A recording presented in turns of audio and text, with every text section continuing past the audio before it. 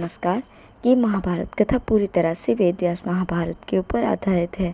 यदि आप इसका निरंतर श्रवण करते रहना चाहते हैं तो इस चैनल को सब्सक्राइब जरूर से कर लीजिएगा और आगे आने वाले सारे पॉडकास्ट के नोटिफिकेशन के लिए बेल आइकन भी ज़रूर से प्रेस कर दीजिएगा। अब हम सुनेंगे पांडवों की दिग्विजय।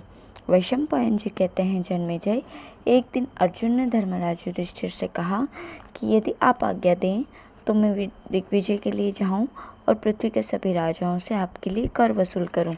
युधिष्ठिर ने अर्जुन को उत्साहित करते हुए कहा, अवश्य तुम्हारी विजय निश्चित है। युधिष्ठिर की आज्ञा प्राप्त करके चारों भाइयों ने दिग्विजय यात्रा की। जन्मेजय, यद्यपि चारों भाइयों ने एक साथ ही चारों दिशाओं पर विजय प्राप्त की थी, फिर भी मैं तुम्हें उनका क्रमशः वर्णन सुनाऊंगा। जन्मेजय, अर्जुन ने उत्तर दिशा की विजय का भार लिया। उन्होंने पहले साधारण पराक्रम से ही आनर्त, कालकूट और कुलिंद देशों पर विजय प्राप्त करके सेना सहित सुमंडल को जीत लिया। सुमंडल को साथी बनाकर साकल द्वीप और प्रतिविंध्य पर्वत के राजाओं पर विजय प्राप्त की। स्वाद द्वीप के राजाओं में से साकल द्वीप वालों ने बड़ा घमासान युद्ध किया, परंतु अर्जुन के बाणों के सामने उन्हें हार नहीं पड़ा। उनकी सहायता से अर्जुन ने प्रागज्योतिषपुर पर चढ़ाई की। वहां के प्रतापी राजा का नाम भगदत्त था। भगदत्त के सहायक किरात, चीन आदि बहुत से समुद्री देशों के लोग भी थे। 8 दिन तक भयंकर युद्ध होने के बाद भी अर्जुन का पूर्ववत उत्साह देखकर भगदत्त ने मुस्कुराते हुए कहा, महाबाहो अर्जुन, तुम्हारा पराक्रम तुम्हारे ही योग्य है। तुम देवराज इंद्र के पुत्र होना, इंद्र से मेरी मित्रता है और मैं उनसे कम वीर नहीं हूँ, इसलिए मैं तुमसे युद्ध नहीं कर सकता। बेटा, मैं तुम्हारी इच्छा पूर्ण करूंगा। बताओ क्या चाहते हो? अर्जुन ने कहा, राजन, कुरुवंश शिरोमणि सत्य प्रतिज्ञ धर्मराज युधिष्ठिर राजसूय यज्ञ करना चाहते हैं। मेरी हार्दिक अभिलाषा है कि वे चक्रवर्ती सम्राट हों। आप उन्हें कर दीजिए। आप मेरे पिता इंद्र के मित्र और मेरे हितैषी हैं, इसलिए मैं आपको आज्ञा तो नहीं दे सकता। आप प्रेम भाव से ही उन्हें भेंट दीजिए। भगदत्त ने कहा, अर्जुन, धर्मराज युधिष्ठिर भी तुम्हारे ही समान मेरे प्रेम पात्र हैं। मैं तुम्हारी इच्छा पूर्ण करूंगा, और कोई बात हो तो कहो। वीर अर्जुन ने उनके प्रति कृतज्ञता प्रकट करके आगे की यात्रा प्रारंभ की।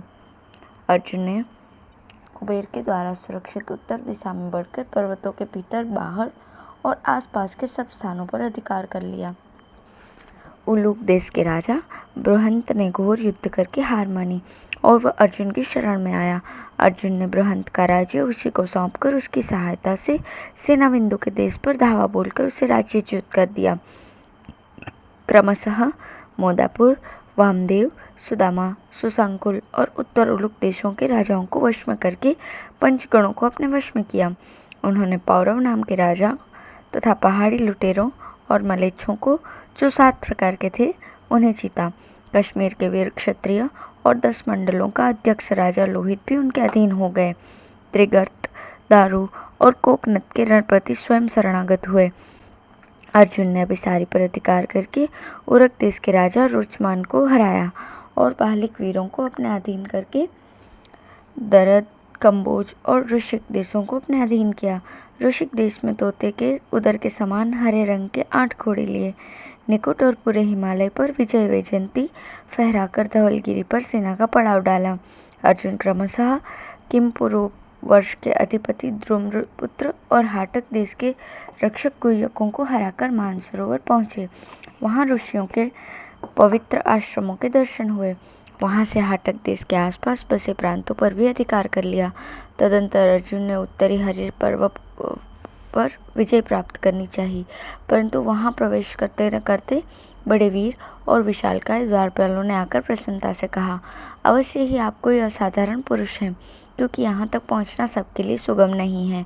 आप यहाँ आ गए हैं, यही विजय है। यहाँ की कोई भी वस्तु मनुष्य शरीर से नहीं देखी जा सकती, इसलिए दिग्विजय की तो कोई बात ही नहीं है। हम लोग आप पर प्रसन्न हैं।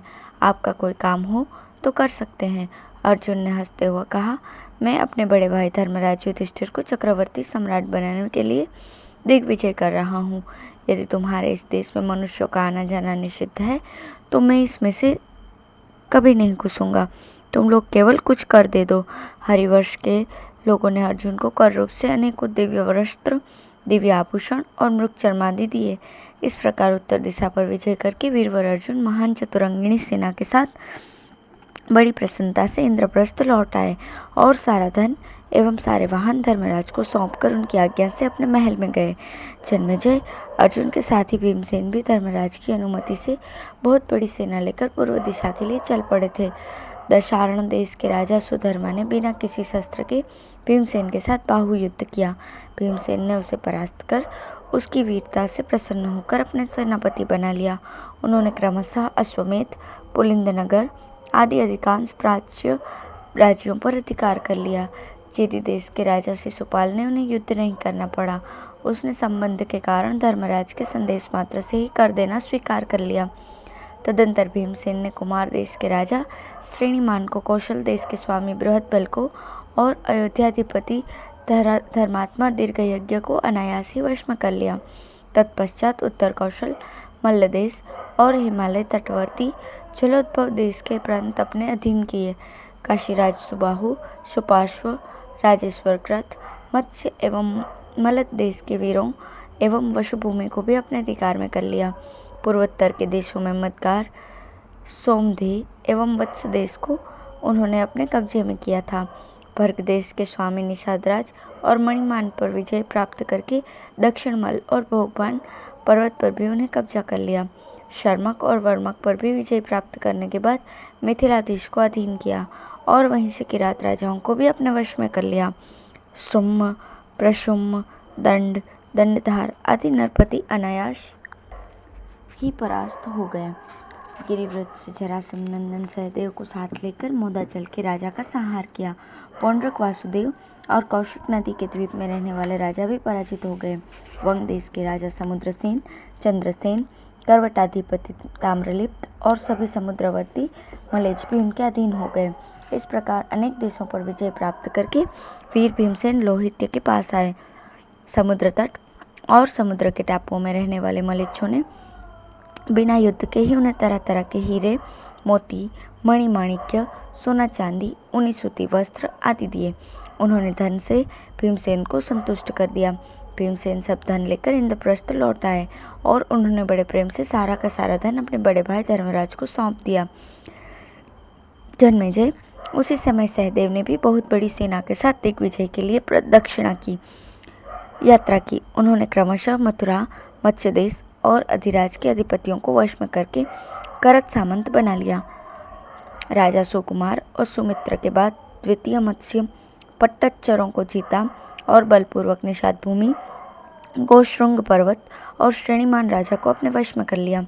नर राष्ट्र पर विजय प्राप्त कर लेने के बाद कुंती भोज पर आक्रमण किया और उन्होंने सहर्ष धर्मराज का शासन स्वीकार कर लिया। इसके बाद सहदेव नर्मदा की ओर बढ़े। उधर उज्जैन के प्रसिद्ध वीरविंद और अनुविंद को हराकर वश में कर लिया।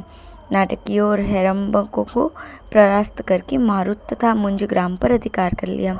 उन्होंने क्रमशः अर्बुद, वतराज, पुलिंदों को हराकर पांड्य नरेश पर विजय प्राप्त की और किष्किंधा के मैंद एवं द्विविंद को जीता तथा माहिष्मति पर धावा बोल दिया। भयंकर युद्ध के बाद महाराज नील उनके करत सामंत बन गए। आगे बढ़कर त्रिपुर रक्षक और पौरवेश्वर को वश में किया। सौराष्ट्र देश के स्वामी कौशिकाचार्य आकृति पर विजय प्राप्त करके भोजकट के स्वामी रुक्मी और निषद के भीष्मक के पास दूत भेजा। उन लोगों ने श्री कृष्ण के संबंध के कारण बड़े प्रेम से सहदेव की आज्ञा मान ली। वहां से चलकर शूरपारक, तालाकट, दंडक और समुद्री टापुओं को अपने अधीन करते हुए मलेच्छ, निषाद, पुरुषाद, कर्णप्रावरण एवं कालमुख संज्ञक मनुष्य तथा राक्षसों पर विजय प्राप्त की। कोल्लाचल, सुरभिपट्टन, ताम्रद्वीप और राम पर्वत उनके वश में हो गए। राजा तिमिंगल, जंगली केरल, एक पैर वाले पुरुष तथा संजयंती नगरी उनकी हो गई। पाषाण और कर्हाटक भी अलग नहीं रह गए। पांड्य, द्रविड़, उंड, केरल, आंध्र, तालवन, कलिंग, उष्ट्रकर्णिक, आठवीपुरी और आक्रमणकारी यवनों की राजधानियां भी उनके वश में हो गई। सहदेव ने दूत के द्वारा लंकाधिपति के पास संदेश भेजा और विभीषण ने बड़े प्रेम से उसे स्वीकार किया। सहदेव ने इसे भगवान श्री कृष्ण की ही महिमा समझी। सभी स्थानों से उन्हें अनेकों प्रकार की वस्तुएं उपहार में प्राप्त हुई। सब कुछ लेकर सबको सामंत बनाकर बड़ी शीघ्रता से बुद्धिमान सहदेव इंद्रप्रस्थ लौट आए और सारी वस्तुएं धर्मराज को सौंपकर वे सुखपूर्वक इंद्रप्रस्थ में रहने लगे।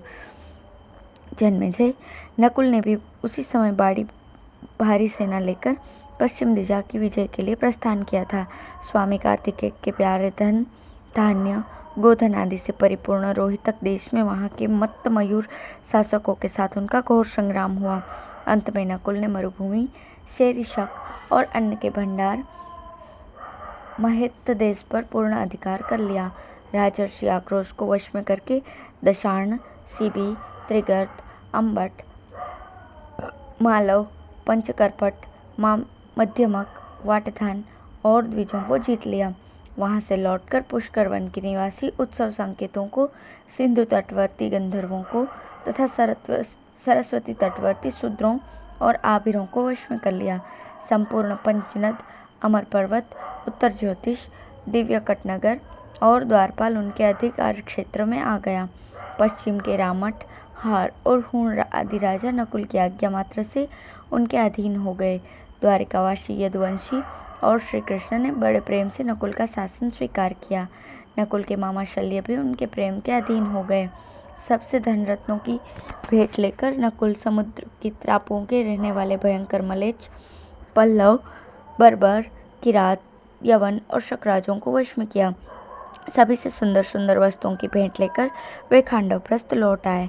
नकुल ने कर और उपहार में जो धनराशि प्राप्त की उसे 10,000 हाथी बड़ी कठिनाई से ढोकर इंद्रप्रस्थ में ले आए।